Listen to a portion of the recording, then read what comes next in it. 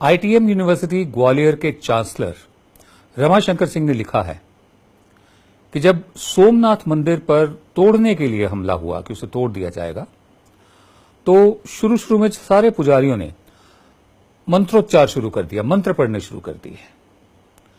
इन मंत्रों में उस सेना को वापस लौटाने के मंत्र शामिल थे, वशीकरण यानी बस में करने के मंत्र शामिल थे, उच्चाटन यानी ध्यान हटाने के मंत्र शामिल थे, हराने के मंत्र शामिल थे और आखिरकार मारने के लिए भी मंत्र शामिल थे। कुछ नहीं हुआ, ना होना था।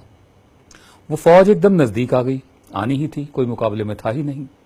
तब सारे पुजारी मंदिर के अंदर के गर्भगृह में इकट्ठे होकर पूरे विश्वास से ज्योतिर्लिंग साक्षात शिव स्वरूप भगवान से कातर भाव से, बेचारगी से सस्वर गाकर मंत्रोच्चार करने लगे, मंत्र पढ़ने लगे कि हे भगवान, आप प्रकट हो, तीसरा नेत्र खोलकर ये जो सेना बाहर आई हुई है इसको भस्म कर दें।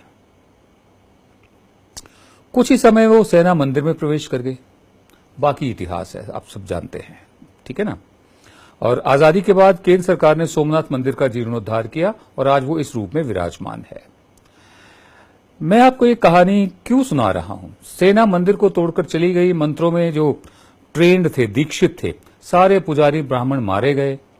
वो अपने ही झूठ में विश्वास करते थे, औरों को विश्वास दिलाते थे। सदियों से मंत्रोच्चार के मम्बो जम्बो में लोगों को उलझा रखा था और वो यकीन करते थे इसमें।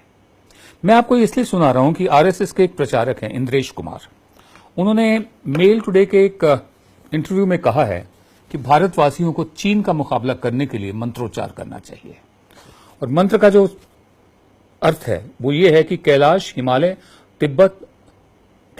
और तिब्बत चीन की आसुरी शक्ति से मुक्त हों। कैलाश, हिमालय और तिब्बत चीन की आसुरी शक्ति से मुक्त हों। आसुरी माने जो असुर होते हैं, सुर असुर, देवता और राक्षस का जो पूरा बना रखा है सिस्टम।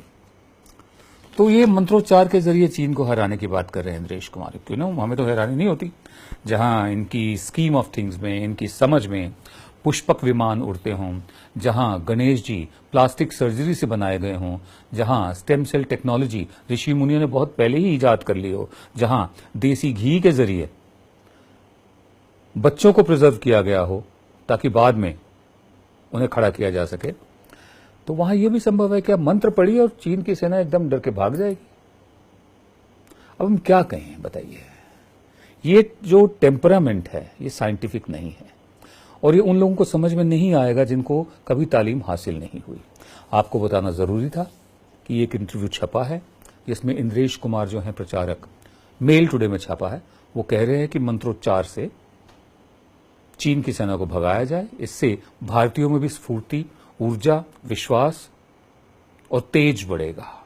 तो चाहे वो हिंदू हो, चाहे मुसलमान हो, चाहे सिख हो, चाहे ईसाई हो, वो इस मंत्र का जाप करें जो भूटान की सीमा पर इस वक्त जो चल रहा है, चीन के साथ हमारा स्टैंड ऑफ चल रहा है, eyeball to eyeball, मंत्र से अपने आप खत्म हो जाएगा, उनका ये मानना है। आप क्या मानते हैं? सोचिए। नमस्कार। आप देख रहे थे जन गण मन की बात। हम आपसे एक बार फिर इल्तिजा करेंगे, रिक्वेस्ट करेंगे कि आप YouTube पर हमारे जो चैनल है उस पर सब्सक्राइब का बटन दबाइए, साथ में घंटी बनी हुई है, घंटी को दबाइए ताकि जब भी नया वीडियो अपलोड हो आपको खुद ब खुद सूचना उसकी मिल जाए।